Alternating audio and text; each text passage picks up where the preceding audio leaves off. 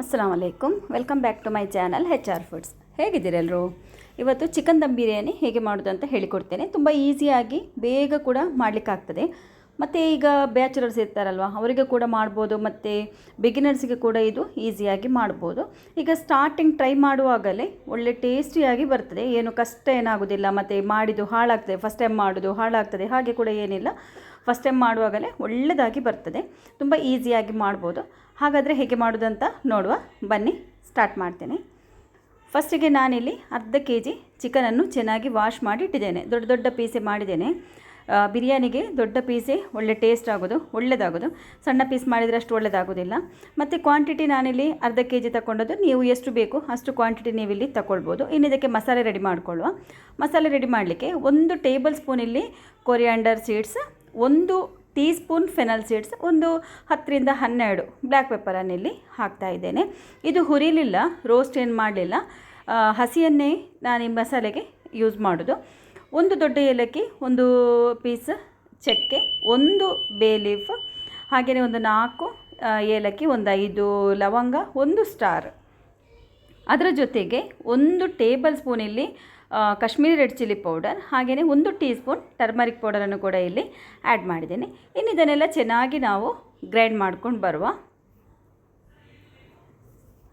ಈಗ ಗ್ರೈಂಡ್ ಮಾಡಿ ಆಯಿತು. ಈ ರೀತಿ ಆದರೆ ಸಾಕು, ನೀವು ನೋಡ್ತಾ ಇದ್ದೀರಲ್ಲ, ಇದೇ ರೀತಿ ಆದರೆ ಸಾಕು. ಇನ್ನು ಈ ಪೌಡರನ್ನು ಈ ಚಿಕನಿಗೆ ಹಾಕ್ಕೊಳ್ಳುವ. ಈ ಪೌಡರ್ ನಿಮಗೆ ಬೇಕಂದರೆ ಜಾಸ್ತಿ ಕೂಡ ನೀವು ಮಾಡಿಡ್ಬೋದು, ಏನೂ ಹಾಳಾಗೋದಿಲ್ಲ. ಹೆಚ್ಚು ಕ್ವಾಂಟಿಟಿಯಲ್ಲಿ ಮಾಡಿ ಇಟ್ಕೊಳ್ಬೋದು. 1 table spoon ginger garlic chilli paste, 1 table spoon fried onion, 1 table spoon kasuri methi, 1 ಕಪ್ಪಷ್ಟು ಕರ್ಡ್. ನೀವು ಮೊಸರನ್ನಿಲ್ಲಿ ಹೆಚ್ಚು ಕಮ್ಮಿ ಹಾಕ್ಕೊಳ್ಬೋದು, ರುಚಿಗೆ ನೋಡಿಕೊಂಡಿಲ್ಲಿ ಉಪ್ಪು, 1 ಟೇಬಲ್ ಸ್ಪೂನ್ ಲೆಮನ್ ಜ್ಯೂಸ್, 1-2 ಕಾಯಿಮೆಣಸು ಈ ರೀತಿ ಕಟ್ ಮಾಡಿದ್ದು, ಮತ್ತು 1 ಟೇಬಲ್ ಸ್ಪೂನ್ ಇಲ್ಲಿ ಗೀ ಹಾಕ್ತಾ ಇದ್ದೇನೆ. ನಿಮ್ಮ ಹತ್ರ ಗೀ ಇಲ್ಲಾಂದರೆ ಯಾವುದೇ ನೀವು ಮನೇಲಿ ಯೂಸ್ ಮಾಡೋ ಆಯಿಲನ್ನು ಇಲ್ಲಿ ಹಾಕ್ಕೊಳ್ಬೋದು. ಆಯಿಲ್ ಕೂಡ ಹಾಗೆಯೇ ನೀವು ಹೆಚ್ಚು ಬೇಕಿದ್ರೆ ಹಾಕ್ಕೊಳ್ಬೋದು. ಆಯಿಲ್ ಮತ್ತು ಗೀ ಹೆಚ್ಚು ಹಾಕಿದಾಗೆ ಟೇಸ್ಟ್ ಜಾಸ್ತಿ ಬರ್ತದೆ. ಆದರೆ ನಾನು ನನ್ನ ಯಾವುದೇ ರೆಸಿಪಿಗೆ ಹೆಚ್ಚಾಗಿ ಆಯಿಲ್ ಆಗಲಿ ಗೀ ಆಗಲಿ ಯೂಸ್ ಮಾಡೋದಿಲ್ಲ, ಹಾಗಾಗಿ ಸ್ವಲ್ಪ ಮಾತ್ರ ಹಾಕಿದ್ದೇನೆ, ಸಾಕಾಗ್ತದೆ. ಇನ್ನಿದನ್ನು ಚೆನ್ನಾಗಿ ಮಿಕ್ಸ್ ಮಾಡ್ಕೊಳ್ಬೇಕು, ಒಳ್ಳೆ ರೀತಿ ಕೋಟ್ ಆಗಬೇಕು. ಈಗ ಕೆಲವರಿಗೆ ಟೈಮ್ ಇರೋದಿಲ್ಲ ಬೆಳಿಗ್ಗೆ ರೆಡಿ ಮಾಡಲಿಕ್ಕೆ ಅಂತಿದ್ರೆ, ರಾತ್ರಿಗೇ ಈ ಮಸಾಲೆಯನ್ನೆಲ್ಲ ಮಾಡಿ ರೆಡಿ ಮಾಡಿ ಫ್ರಿಜ್ಜಲ್ಲಿ ಇಡ್ಬೋದು. ನೆಕ್ಸ್ಟ್ ಡೇ ಮಧ್ಯಾಹ್ನ ನಾವು ಮಾಡ್ಬೋದು. ಒಳ್ಳೆ ರುಚಿಯಾಗಿರ್ತದೆ, ಎಲ್ಲ ಮಸಾಲೆ ಎಲ್ಲ ಎಳೆದು ಒಳ್ಳೆ ರುಚಿಯಾಗಿರ್ತದೆ. ಈಗ ನಾನು ಎಲ್ಲ ಮಿಕ್ಸ್ ಮಾಡಿ 1-2 ಗಂಟೆ ಹೀಗೇ ಬಿಟ್ಟು ಬಿಡ್ತೇನೆ. ಈಗ 2 ಗಂಟೆ ನಂತರ ಇನ್ನು ನಾವಿದನ್ನು ಬೇಯಿಸ್ಕೊಳ್ಬೇಕು. ಗ್ಯಾಸಲ್ಲಿ ಒಂದೀಗ ಪಾತ್ರೆ ಇಟ್ಟು ಈ ಮಸಾಲೆಯನ್ನೆಲ್ಲ ಅದಕ್ಕೆ ಹಾಕ್ಕೊಳ್ಳುವ. ಅದಕ್ಕೆ ಆಯಿಲೆಲ್ಲ ಹಾಕಬೇಕಂತ ಏನಿಲ್ಲ, ಆಯಿಲ್ ಆಗಲಿ ಗೀ ಆಗಲಿ ಯಾವುದು ಬೇಕಂತಿಲ್ಲ. ಮಸಾಲೆಗೆ ನಾವು ಹಾಕಿದ್ದೇವಲ್ಲ ಅದೇ ಸಾಕಾಗ್ತದೆ. ಇನ್ನು ಇದಕ್ಕೇ ಸ್ವಲ್ಪ ನೀರು ಹಾಕಿ ಕೂಡ ಇದಕ್ಕೆ ಆ ನೀರನ್ನು ಆ್ಯಡ್ ಮಾಡಿಕೊಳ್ಳುವ. ಸ್ವಲ್ಪ ಜಾಸ್ತಿ ಹಾಕಲಿಲ್ಲ ನೋಡಿ, ಸ್ವಲ್ಪನೇ ಹಾಕಿದ್ದೇನೆ. ಇನ್ನು ಇದನ್ನು ಮಿಕ್ಸ್ ಮಾಡಿ ಒಂದು 10 ನಿಮಿಷ ಹೈ ಫ್ಲೇಮಲ್ಲಿ ಇದನ್ನು ಬೇಯಿಸ್ಕೊಳ್ಳುವ. ಈಗ 10 ನಿಮಿಷ ಆಗುವಾಗ ನೋಡಿ ನೀರೆಲ್ಲ ಬಿಟ್ಕೊಳ್ತದೆ ನೋಡಿ, ಈ ರೀತಿ ಆಗುವಾಗ ಇನ್ನೊಂದು ಸಲ ಇದನ್ನು ಮಿಕ್ಸ್ ಮಾಡಿ ಲಿಡ್ ಕ್ಲೋಸ್ ಮಾಡಿ ಇನ್ನೊಂದು 10 ನಿಮಿಷ ಲೋ ಫ್ಲೇಮಲ್ಲಿ ಇದನ್ನು ಬೇಯಲಿಕ್ಕೆ ಬಿಡುವ. ಆ ಚಿಕನ್ ಬೇಯುವಷ್ಟೊತ್ತಿಗೆ ನಾವಿಲ್ಲಿ ರೈಸ್ ಮಾಡಲಿಕ್ಕೆ ರೆಡಿ ಮಾಡಿಕೊಳ್ಳುವ. ನೀರು ಅದಕ್ಕೆ ರುಚಿಗೆ ನೋಡಿಕೊಂಡು ಉಪ್ಪು, ಸ್ವಲ್ಪ ಜೀರಾ ಮತ್ತೆಲ್ಲ ಸ್ಪೈಸಸ್ ಎಲ್ಲ ಸ್ವಲ್ಪ ಹಾಕ್ಕೊಳ್ಳುವ. ಬೇ ಲೀಫು, ಲವಂಗ, ಏಲಕ್ಕಿ, ಸ್ಟಾರ್, ಹಾಗೆಯೇ 1 ಟೀ ಸ್ಪೂನ್ ಆಲಿವ್ ಆಯಿಲನ್ನು ಆ್ಯಡ್ ಮಾಡಿದ್ದೇನೆ ಇಲ್ಲಿ. ನೀವು ಯೂಸ್ ಮಾಡೋದು ಯಾವುದೇ ಆಯಿಲ್ ಇದ್ದರೂ 1 ಟೀ ಸ್ಪೂನ್ ಯೂಸ್ ಮಾಡಿ. ಹಾಗೆಯೇ 1-2 ಕಾಯಿಮೆಣಸು, ಸ್ವಲ್ಪ ನೆನೆಸಿಟ್ಟಂಥ ಬಟಾಣಿ ಹಾಕ್ತಾ ಇದ್ದೇನೆ. ನನ್ನ ಮಕ್ಕಳಿಗೆ ತುಂಬಾ ಇಷ್ಟ ಬಟಾಣಿ ರೈಸಲ್ಲಿ ಸಿಗುವುದಾದರೆ. ನಿಮಗೆ ಕೂಡ ಇಷ್ಟ ಇದ್ದರೆ ಹಾಕಿ, ಇಲ್ಲಾಂದರೆ ಅದನ್ನು ಸ್ಕಿಪ್ ಮಾಡ್ಬೋದು. ಹಾಗೆಯೇ ಒಂದು ಅರ್ಧ ಹೋಳು ಲಿಂಬೆ ರಸ, ಮತ್ತು ಆ ಹೋಳನ್ನು ಕೂಡ ಇದಕ್ಕೇ ಹಾಕ್ಕೊಳ್ಳುವ. ಹಾಕಿ ಹೈ ಫ್ಲೇಮಲ್ಲಿ ಮುಚ್ಚಿಟ್ಟು ನೀರು ಕುದಿಲಿಕ್ಕೆ ಬಿಡಬೇಕು. ಈಗ ನೋಡಿ ನೀರು ಚೆನ್ನಾಗಿ ಕುದೀತಾ ಉಂಟು. ಇನ್ನು ನಾವು ಇದಕ್ಕೆ ಬಾಸ್ಮತಿ ರೈಸನ್ನಿಲ್ಲಿ ಆ್ಯಡ್ ಮಾಡುವ. ಬಾಸ್ಮತಿ ರೈಸ್ ನಾನಿಲ್ಲಿ ಅರ್ಧ ಗಂಟೆ ಸೋಕ್ ಮಾಡಿಟ್ಟಿದ್ದೇನೆ.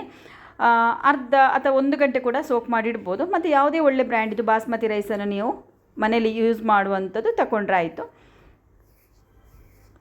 ಇನ್ನೆಲ್ಲ ರೈಸನ್ನು ಹಾಕಿ ಮುಚ್ಚಿಟ್ಟು ಹೈ ಫ್ಲೇಮಲ್ಲಿ ಇದನ್ನು ಚೆನ್ನಾಗಿ ಕುದಿ ಬರುವ ತನಕ ಬಿಟ್ಟು ಬಿಡುವ. ಈಗ ನೋಡಿ ಚೆನ್ನಾಗಿ ಈ ರೀತಿ ಕುದಿತಾ ಉಂಟಲ್ಲ, ಇಷ್ಟ ಆಗುವಾಗ ಫ್ಲೇಮನ್ನಿಲ್ಲಿ ಲೋ ಮಾಡಿಕೊಳ್ಳುವ. ಮೀಡಿಯಮ್ ಟು ಲೋ ಫ್ಲೇಮಲ್ಲಿಟ್ಟಿನ್ನು ಬೇಯಿಸ್ಕೊಳ್ಳುವ. ಇದು 70% ನಮಗೆ ರೈಸ್ ಕುಕ್ ಆಗಬೇಕು. ಈಗ 70% ಕುಕ್ ಆಗಿದೆ, ನಾನು ತೋರಿಸ್ತೇನೆ ನೋಡಿ. ಈ ರೀತಿ ಕಟ್ ಮಾಡುವಾಗ ಈ ರೀತಿ ಕಟ್ ಆಗಬೇಕು ನೋಡಿ. ಈಗ 2 ಪೀಸ್ ಆಗಬೇಕು, ಅಷ್ಟಾದರೆ ಸಾಕು. ಇನ್ನು ಮ್ಯಾಶ್ ಆಗೋ ತನಕೆಲ್ಲ ಬೇಯಿಸ್ಕೊಳ್ಳೋದು ಬೇಡ. ಇನ್ನು ಇದನ್ನು ಸ್ಟ್ರೈನ್ ಮಾಡಿಕೊಂಡು ಅದು ಸೈಡಲ್ಲಿ ಇಟ್ಟು ಬಿಡುವ. ಇನ್ನು ಮಸಾಲೆ ಕಡೆ ಬರುವ. ನೋಡಿ, ಮಸಾಲೆ ಚೆನ್ನಾಗಿ ಆಯಿಲೆಲ್ಲ ಬಿಟ್ಕೊಂಡಿದೆ. ನಾನು ಇದಕ್ಕೆ ಹಾಕಿದ್ದು ಸ್ವಲ್ಪ ತುಪ್ಪ, ಆದರೂ ನೋಡಿ ಚಿಕನಿದ್ದು ಆಯಿಲೆಲ್ಲ ಬಿಟ್ಕೊಂಡಿದೆ. ಇದನ್ನು ಚೆನ್ನಾಗಿ ಮಿಕ್ಸ್ ಮಾಡಿಕೊಳ್ಳುವ. ಇದು ಒಂದು ನಾವೀಗ ಟೋಟಲಾಗಿ 20 ಮಿನಿಟಿನಲ್ಲಿ ಕುಕ್ ಮಾಡಿದ್ದೇವೆ ಅಲ್ವಾ. ಈಗ ಇದು ಒಂದು ಸಾಧಾರಣ ಒಂದು ಕುಕ್ ಆಗಿದೆ ಚಿಕನ್. ಇನ್ನು ಸ್ವಲ್ಪ ದಮ್ಮಲ್ಲಿಡುವಾಗ ಕರೆಕ್ಟಾಗಿ ಕುಕ್ ಆಗ್ತದೆ. ಇನ್ನು ಇದಕ್ಕೆ ಸ್ವಲ್ಪ ಕೊತ್ತಂಬರಿ ಸೊಪ್ಪು ಮತ್ತು ಪುದೀನ ಹಾಕಿ ಚೆನ್ನಾಗಿ ಮಿಕ್ಸ್ ಮಾಡಿಕೊಳ್ಳುವ. ಮಿಕ್ಸ್ ಮಾಡಿ ಇದನ್ನು ಲೋ ಫ್ಲೇಮಲ್ಲಿ ಇಟ್ಟು ಬಿಟ್ಟಿದ್ದೇನೆ. ಈಗ ಇದರಲ್ಲಿ ನಾವು ರೈಸನ್ನು ಹಾಕಿ ಸೆಟ್ ಮಾಡಿಕೊಳ್ಳುವ. ಈಗ ರೈಸನ್ನು ಇದಕ್ಕೆ ಹಾಕಿದರೆ ಆಯ್ತು. ಈ ರೀತಿ ಇದನ್ನು ಮತ್ತೆ ಸ್ಪ್ರೆಡ್ ಮಾಡಿಕೊಳ್ಳುವ. ಇದಕ್ಕೆ ಸ್ವಲ್ಪ ಕಲರಿಗೆ ನಾನು ಹಾಲಿಗೆ ಸ್ಯಾಫ್ರಾನನ್ನು ಹಾಕಿಟ್ಟಿದ್ದೆ. ನೋಡಿ, ಕಲರೆಲ್ಲ ಬಿಟ್ಕೊಂಡಿದೆ.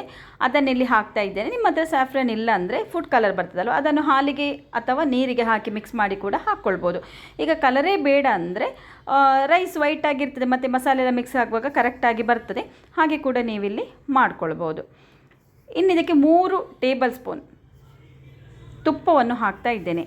ತುಪ್ಪ ಹಾಕಲಿಲ್ಲ ಅಂದರೆ ರೈಸ್ ಡ್ರೈ ಆಗಿರ್ತದೆ ಮತ್ತು ಉದುರುದುರಾಗಿ ಇರುವುದಿಲ್ಲ. ಅದಕ್ಕೋಸ್ಕರ ಇಲ್ಲಿ 3 ಟೇಬಲ್ ಸ್ಪೂನ್ ಗೀಯನ್ನು ಇಲ್ಲಿ ಹಾಕ್ತಾ ಇದ್ದೇನೆ. ಗೀ ಬದಲಿಗೆ ನೀವು ಆಯಿಲನ್ನು ಕೂಡ ಹಾಕ್ಬೋದು. ಇನ್ನು ಗಾರ್ನಿಷಿಗೆ ಕೊತ್ತಂಬರಿ ಸೊಪ್ಪು, ಪುದೀನ ಮತ್ತು ಸ್ವಲ್ಪ ಫ್ರೈಡ್ ಆನಿಯನನ್ನು ಕೂಡ ಇದರ ಮೇಲೆ ಹಾಕ್ತಾ ಇದ್ದೇನೆ. ಹಾಕಿ ಮುಚ್ಚಳ ಮುಚ್ಚಿಟ್ಟು 15 ನಿಮಿಷ ಇದೇ ರೀತಿ ದಮ್ಮಲ್ಲಿ ಇಟ್ಟು ಬಿಡುವ. ಕೆಲವರಿಗೆ ಈಗ ತಳ ಹಿಡಿಯುವುದು ಅಂತ ಹೇಳಿ ಏನಾದರೂ ಇದ್ದರೆ ಅದರ ಅಡಿಗೆ ಒಂದು ಬೇಡದ ತವ ಇಟ್ಟು ಅದರ ಮೇಲೆ ಕೂಡ ಈ ರೀತಿ ಪಾತ್ರೆ ಇಟ್ಟಿದ್ದನ್ನು ದಮ್ಮಲ್ಲಿ ನೀವು ಇಡ್ಬೋದು. ಈಗ 15 ನಿಮಿಷ ಆಯಿತು. ಗ್ಯಾಸಿದು ಫ್ಲೇಮಲ್ಲಿ ಆಫ್ ಮಾಡಿದ್ದೇನೆ ನಾನು. ಈಗ ರೈಸ್ ಮತ್ತು ಚಿಕನ್ ಎಲ್ಲ ಕರೆಕ್ಟಾಗಿ ಕುಕ್ ಆಗಿದೆ. ನೋಡಿ, ರೈಸ್ ಕೂಡ ಎಷ್ಟು ಒಳ್ಳೆ ಬಿಡಿ ಬಿಡಿಯಾಗಿ ಬಂದಿದೆ. ನೋಡಿ, ಉದುರುದುರಾಗಿದೆ. ನೋಡಿ, ನೋಡ್ತಾ ಇರ್ಬೋದು ನೀವು. ನೋಡಿ, ಇನ್ನು ಇದರ ಲಿಡ್ಡನ್ನು ಕ್ಲೋಸ್ ಮಾಡಿಡುವ. ಒಂದು 5 ನಿಮಿಷದ ನಂತರ ಇದರ ಪ್ಲೇಟಿಂಗನ್ನು ನಾವು ಮಾಡಿಕೊಳ್ಳುವ. ನಿಮಗೆ ನನ್ನ ಈ ರೆಸಿಪಿ ಇಷ್ಟ ಆಯಿತಂದರೆ ಲೈಕ್ ಮಾಡಿ, ಶೇರ್ ಮಾಡಿ ಫ್ಯಾಮಿಲಿ ಫ್ರೆಂಡ್ಸ್ ಜೊತೆ ಎಲ್ಲ. ಹಾಗೆಯೇ ನನ್ನ ಚಾನಲಿಗೆ ಹೊಸಬರಾಗಿದ್ದರೆ ಇನ್ನೂ ಕೂಡ ಸಬ್ಸ್ಕ್ರೈಬ್ ಮಾಡಿಲ್ಲ ಅಂದರೆ ಪ್ಲೀಸ್ ಸಬ್ಸ್ಕ್ರೈಬ್ ಮಾಡದೆ ಹೋಗಬೇಡಿ. ಸೈಡಲ್ಲಿ ಬೆಲ್ ಐಕನ್ ಇದೆ, ಅದನ್ನು ಕೂಡ ಪ್ರೆಸ್ ಮಾಡಿ. ನನ್ನ ರೆಸಿಪಿದು ನೋಟಿಫಿಕೇಷನ್ ನಿಮಗೆ ಬರ್ತದೆ ಫ್ರೆಂಡ್ಸ್. ನೋಡಿದ್ರಲ್ಲ ಎಷ್ಟು ಈಸಿಯಾಗಿ ಇಲ್ಲಿ ಬಿರಿಯಾನಿಯನ್ನು ರೆಡಿ ಮಾಡಿದ್ದೇನಂತ ಹೇಳಿ. ಇನ್ನು ಯಾರೂ ಹೇಳಲಿಕ್ಕಿಲ್ಲ ನನಗೆ ಬಿರಿಯಾನಿ ಮಾಡಲಿಕ್ಕೆ ಕಷ್ಟ ಆಗ್ತದೆ, ಬರೋದಿಲ್ಲ ಅಂತ ಹೇಳಿ. ಬಿಗಿನರ್ಸ್ ಇರ್ಬೋದು, ಬ್ಯಾಚುಲರ್ಸ್ ಇರ್ಬೋದು, ಒಳ್ಳೆ ರೀತಿಯಲ್ಲಿ ಈಸಿಯಾಗಿ ಒಳ್ಳೆ ಸೂಪರ್ ಡೂಪರ್ ಟೇಸ್ಟಿಯಾದ ಬಿರಿಯಾನಿಯನ್ನು ಇಲ್ಲಿ ರೆಡಿ ಮಾಡ್ಕೊಳ್ಬೋದು. ಓಕೆ, ನನಗೆ ಅಂತೂ ತುಂಬ ಹಸಿವಾಗ್ತಾ ಇದೆ. ನಾನಂತೂ ಈಗ ಊಟ ಮಾಡಲಿಕ್ಕೆ ಹೋಗ್ತೇನೆ. ನಿಮಗೆ ಕೂಡ ಇದೇ ರೀತಿ ಟೇಸ್ಟಿಯಾದ ಬಿರಿಯಾನಿ ಮಾಡಬೇಕಂತಿದ್ರೆ ಖಂಡಿತ ನೀವೊಂದು ಸಲ ಮನೆಯಲ್ಲಿ ಟ್ರೈ ಮಾಡಿ ಒಳ್ಳೆ ರೀತಿಯಲ್ಲಿ ಮನೆಯವರಿಗೆಲ್ಲ ತಿನ್ನಿಸಿ. ಓಕೆ, ಬಾಯ್. अस्सलाम वालेकुम।